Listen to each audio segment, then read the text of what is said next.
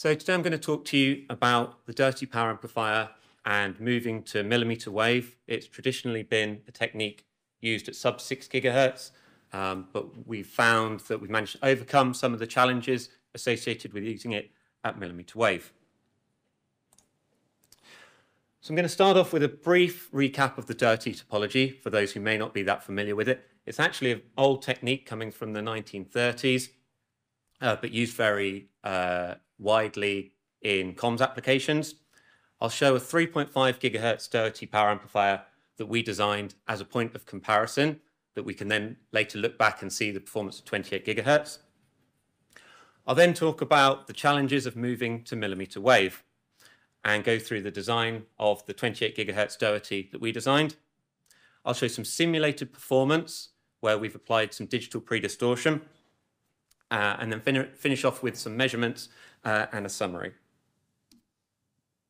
So this is the Doherty topology. Like I say, it's an old technique that was originally used for sort of valve amplifiers back in the 30s, but now can be used for solid state. And we've got a 90-degree coupler, which is here. We've got a main branch, and we've got an auxiliary peaking branch. Okay. And so your conventional amplifier would just have a main branch. This auxiliary peaking branch is only used when we get to higher powers, which means it can be switched off most of the time, and that's good for our efficiency. We've then got a lambda over 4 impedance transformer, and I'll explain a little bit more about that later. And then we've got a little bit of matching to get us to our 50 ohm RF output. So this really shows why we bother with the Doherty amplifier operation. A standard Class B amplifier is shown here in red, and you can see that when we're at 0 dB power backoff, i.e. operating at full power, it has a theoretical efficiency of 78.5%. Now this is, you'll find this in any sort of standard PA textbook. This doesn't take account of things like knee voltage effects, purely theoretical. But you can see that as we back off using sort of a modulated signal down at 6 dB back off, we may be seeing efficiencies around about 40% rather than that theoretical 78.5%. Now the symmetric Doherty actually has a secondary efficiency peak here at 6 dB back off, which is great if we're using modulated signals.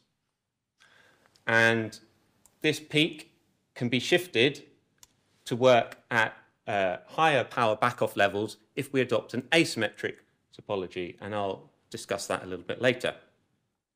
So really the advantage of the Doherty is improved efficiency, and you can see how that would be very desirable in transmitters to save on your operating costs.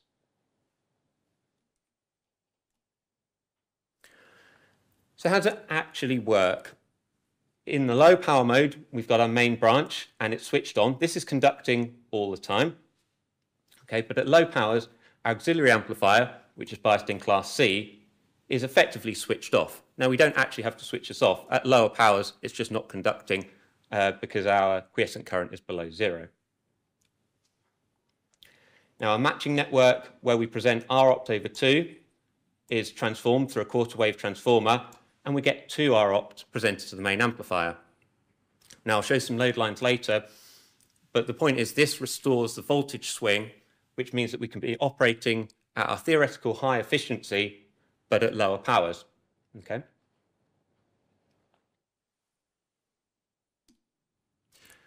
When we move to higher powers, this amplifier, this auxiliary amplifier, switches on. Okay, that starts to increase our R opt impedance from R opt over 2 towards R opt. Okay, and that's shown by this blue dot here, moves from R opt over 2 towards the center of the Smith chart. Now this Smith chart is actually centered on R opt. It's not centered on 50 ohms. And R opt is a theoretical impedance point where you get your maximum power, maximum efficiency, and you can determine that through load pool. But because this impedance here is going up through the impedance inverter, it means that our R opt over 2 in the red point is going down and meeting R opt. And what it means is at full power, both the main and auxiliary are being presented with their theoretical optimum impedances, R opt. Now, I've shown here this is a symmetric Doherty where both the main and the auxiliary are the same size. But actually, you can do an asymmetric where this might be twice the size or 3 times the size. Okay, but just to keep it simple for the impedances, this is a symmetric Doherty. And these are the load lines that I was talking about. Now, when we're at full power in a Class B amplifier, that's shown in this blue line here. We're swinging across the full voltage range, so we're getting full theoretical efficiency.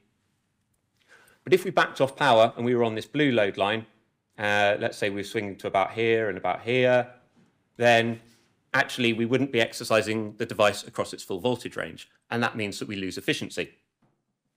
Ideally, we'd actually be on this black load line here, where we are swinging across the full range of voltage. But of course, if we were on this black load line and then we turned the power up, put more input power into it, we're going to hit the knee region, okay, and our device isn't going to work very well. So the beauty of the Doherty operation is that you're on the black load line, 2R opt at low powers, and then you swing up to your high power load line at high powers into the blue. So you're getting that full efficiency between your back off point and your maximum output power.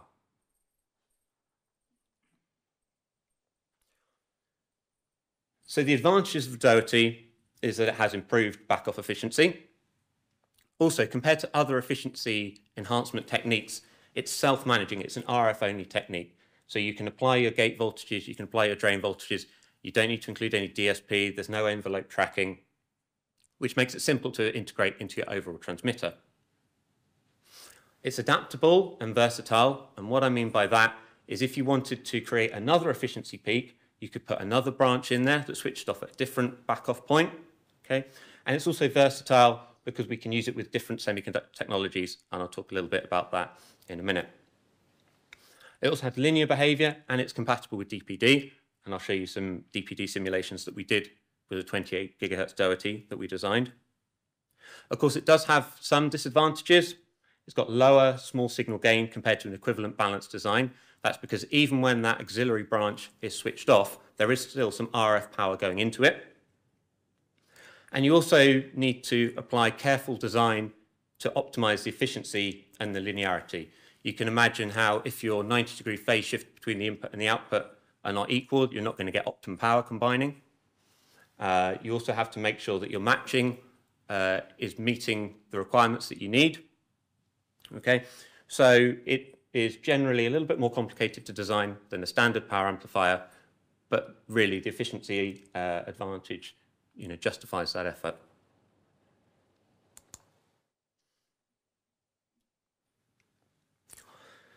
So before we get on to mmWave, I just wanted to outline the 3.5 gigahertz Doherty PA as a point of comparison.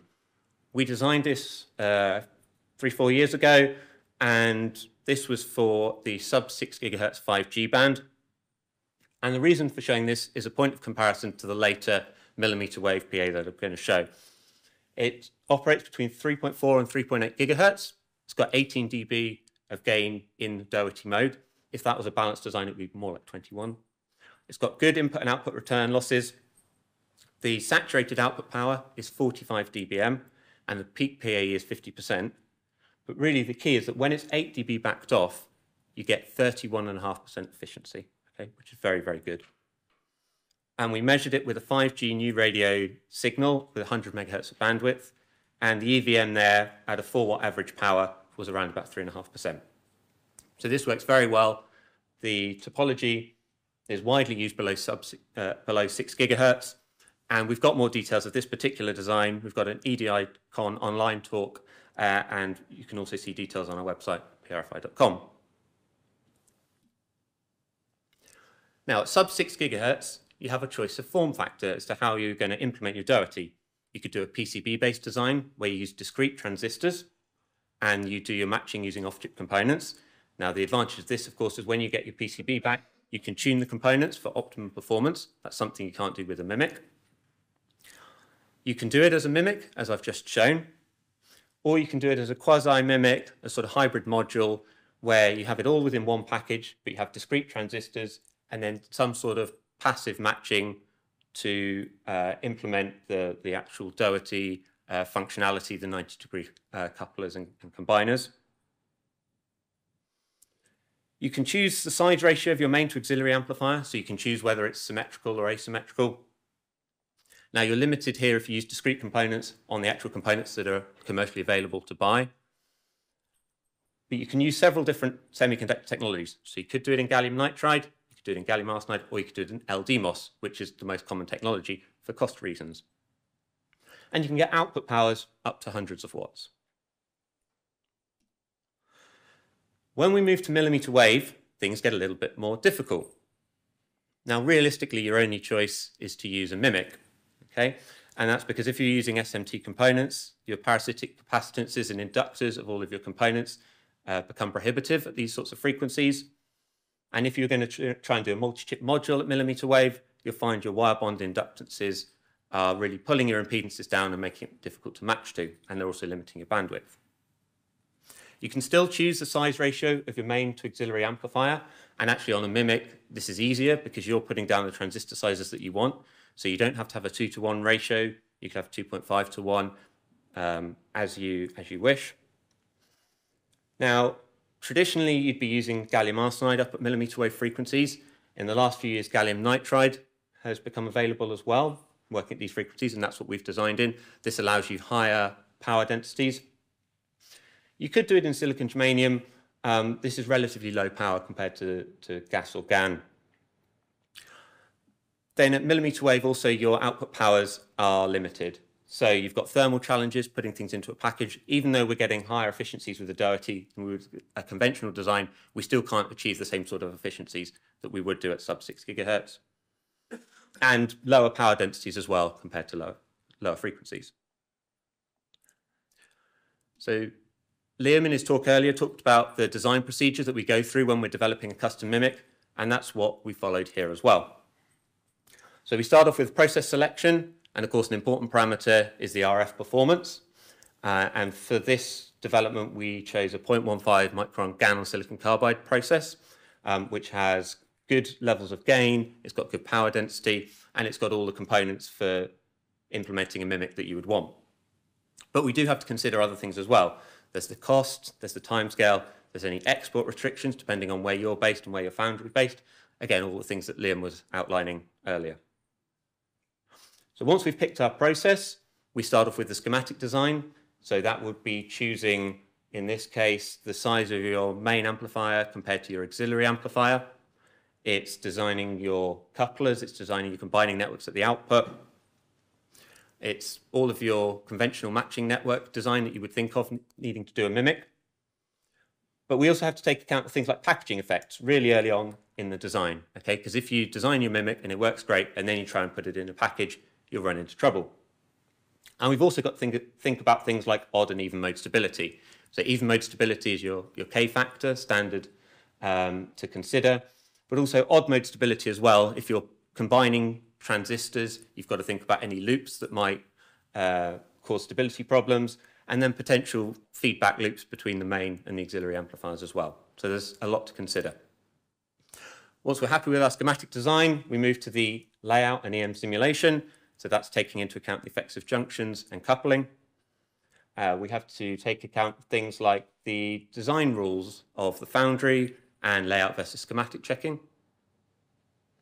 And once we're happy with that, we then have to do the tape out, the assembly diagrams, the evaluation, okay, designing the EVB. And again, we'd start thinking about the EVB back at this sort of schematic design phase on the basis that if we've designed it for a certain amount of source inductance, and then you find your PCB has got more source inductance with that, you can run into all sorts of problems.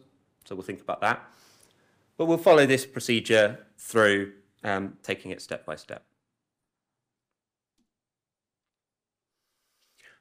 Now, for the millimeter wave Doherty, we made several design choices. So we decided to use an asymmetric topology, and that means that the auxiliary amplifier is bigger than the main amplifier. This allows you to shift that efficiency peak from that 6 dB back theoretically to 9.5 dB, which means you can handle signals that have got a higher peak to average ratio. The asymmetric topology is well suited to mimics as the transistor sizes can be specified, but it does require more design effort. Okay, when your main and auxiliary branches are the same, you can pretty much copy and paste between the two. You still need to make sure that your phases are going to be the same in the different biasing modes, but you've essentially done the design when you've designed your main branch. Whereas here we're designing one amplifier and then we're designing another amplifier that's twice the size. So there is more design effort involved. We chose to do the input split and a 50-degree phase shift implemented using a Lange coupler on the input. And as I say, we considered the odd mode and even mode stability as well, because that was extremely important. Here's a photo of the die that we've taped out. Okay, so if you remember back to the block diagram that I showed earlier, we can relate the features here. So this is your main amplifier here. Okay, this is your auxiliary amplifier here. And if you look carefully at the size of the transistors, you can see it's twice the size of the main branch. We've got a Lange coupler here, which is doing our 90-degree split at the input. And then we've got our impedance transformer, which has got a characteristic impedance of R opt, okay, which is joining the two and adding a power combining. And then this is transforming this into our 50 ohm. Okay, and then we've got low frequency decoupling on there as well. We've got ground signal ground pads so that we could do RF on wafer testing of this. Okay, but you can see how that relates to the block diagram that I showed earlier. Now, I just want to talk briefly about simulating Doherty amplifiers with DPD. Now, in the past, you would have used sort of two-tone simulations to assess your linearity, and that works great. It's still a widespread technique. But as you increase your modulation bandwidths, especially the sort that we're going to see using them at 5G, you really would like to be simulating with the type of signals that your system's going to be amplifying in practice. Okay, and you've been able to do that for a few years, but it's involved many different test benches. You might have needed a test bench to generate the signal, then one to create a model of the amplifier, and then another one to actually do the DPD and compare the performance with and without DPD. But now actually you can do this all within Keysight ADS, which eliminates the need to switch between different software packages. So that speeds up your design, and it also means you can be starting to think about it earlier on in your design. And what's really nice and has just come in recently is the ability to do this and look at PAE and linearity using real signals during the design phase. Okay, so we can see on this block diagram here, all of these steps are taken account of in the same, using the same test bench as we do for simulating using harmonic balance or using S parameters. Okay, and what we can simply do is we can set our RF input port, our output port, and then we say, okay, I'd also like to measure or simulate PAE. This is where my voltage source is, and this is where my current meter is, and so I can look at that as well. And this is especially useful for Doherty amplifiers, where we're really looking, depending on how we bias it, at trading off the efficiency versus the linearity. So that allows us to do this early on in the design phase. And this is an example of the kind of thing that we can simulate with and without DPD. This is a challenging signal. It's 16-QAM modulation, 200 megahertz of bandwidth. That's centered on 28 gigahertz. And we can apply a DPD memory polynomial to see how well we can linearize it. So you can see the PA by itself is in blue. We can apply DPD algorithms to it, and the linearity and the ACLR are greatly improved. Now, like I say, we can do this all within ADS during our design phase, which greatly sort of speeds it up, and it allows us to have an idea of what the optimum biasing conditions are going to be. Now, of course, you can also sweep this versus power and use it to compare different bias points, and we've done that as well. This is using the same signal, and what I'm showing here in red is the Doherty mode, so that's with our main amplifier biased in sort of class AB, and our peaking or auxiliary amplifier biased in class C. But we can also compare it to what we call balanced mode. Okay, so it's not a true balanced amplifier, but we're setting the bias of the main and auxiliary amplifiers to be the same. Okay, and we can sort of use that as a benchmark to see what efficiency and improvements the Doherty is giving us. And as you would expect, when we're in Doherty mode, your PAE is much improved compared to the balance mode. So that's the red versus the blue. But what's interesting is actually the EVM is comparable between the two modes as well. Okay, so in this bias case, we've got similar levels of linearity, but we're getting significantly better PAE. And you can sort of see if we were like taking a signal here at 28 dBm average output power, it's going from maybe 8% efficiency to close than 15%. So that's a huge improvement. When we compare it back to what we can do at sub 6 gigahertz, we can't get those sorts of efficiencies, those sorts of powers, but this is still a very, very significant improvement. So we made this amplifier, we got it fabricated, and we did some RF on wafer measurements. And here we are. We like to show measured versus simulated results. The simulated is in red and measured is in blue. We designed this to cover the 26.5 to 29.5 gigahertz band, and we added a bit of guard band in there. And you can see when we got it back and measured it, we actually get slightly more gain than we expected. The high end of the band is a good fit. There's slightly less bandwidth in measured compared to simulated, but still very good. And the output match compares very favorably as well. S21 is pretty good. We actually investigated this a little bit as the reasons why we didn't get as good a fit as we'd like. And we can see that then also the amount of feedback, the S12, is slightly higher in measured than simulated. But considering the frequencies we're working at, we think it's a very good measured to modeled fit. Okay, we also measured this RF on wafer. Okay, and again, we put it in this Doherty mode and the balance mode to compare the efficiency improvement that we're getting from this Doherty operation. Here at 28 dBm, when we measure it, we're getting about 20% efficiency. That's significantly higher than the 10% we're seeing in the balance mode. Now this amplifier was designed to work up to 36 dBm, so about 4 watts. In the RF on wafer power measurements, we actually fall slightly short of that. And the reason for that is the thermal environment. When we do RF on wafer testing, it's not the greatest in terms of keeping the thermal impedance down compared to when you actually do die attach to a package and you have a nice solid copper base and lots of wires to get your heat out. So actually when you put this in a package, you get a little bit more power than we're showing here. And the improved operation shown by the Doherty is clearly evident. Now again, Liam talked a lot about the importance of packaging, and we can consider that here. This is the die that we just showed, packaged into an air cavity 4x4 QFN. So this has got a copper alloy base for good thermal conductivity. You can see we do several things which are good practice. For RF at mmWave, we've got multiple bond wires here to keep the inductances down on the RF input and output. Okay, and we can see we've got our various gate and drain voltages coming out. So we've got all of the biasing for the main at the top and all the biasing from the auxiliary at the bottom. And of course, because this is a 2-stage and you've got potentially 4 gate voltages to play with, you can see how then when you get this into the lab, you can play with the various different gate voltages to get the optimum performance for your application. And this is a picture of it on the evaluation board. Again, as Liam mentioned, evaluation board design, very important. Plenty of vias underneath your package so that you can get all of that heat out through the copper base, actually through to the backside of the PCB itself. Getting your RF traces correct as well is important.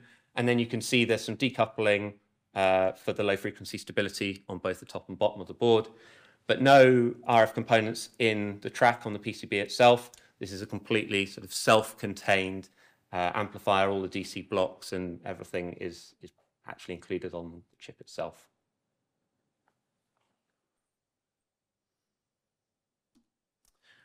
Okay, so just to sort of wrap up, we've shown that the Doherty topology can operate effectively at millimeter waves, and we've managed to overcome a lot of the challenges that are associated with millimeter wave design. We cover the 26.5 to 29.5 gigahertz 5G band. Okay, and we've seen other Dohertys done at millimeter wave, but we haven't seen any packaged millimeter wave Doherty, so we think this is a first. We can see that it's got improved efficiency compared to conventional power amplifiers. Now, it's a high efficiency technique, but it is also compatible with DPD as well, so you can use it in practical systems. We get good small signal agreement between simulation and measurement. And when we measure RF on wafer, we get about 20 dBs of gain at 27 gigahertz and about 18.6 at 30 gigahertz. Peak output power on wafer of about 35 dBm, which rises when you put that into a package. And the efficiency at 8 dB back off is around about 19%. So we've got more details about this on our website, PRFI.com, or you can come and talk to Liam or I in the break. We've also got social media. You can follow us on YouTube. We've got lots of instructional videos on there, LinkedIn as well. Thanks very much for your attention.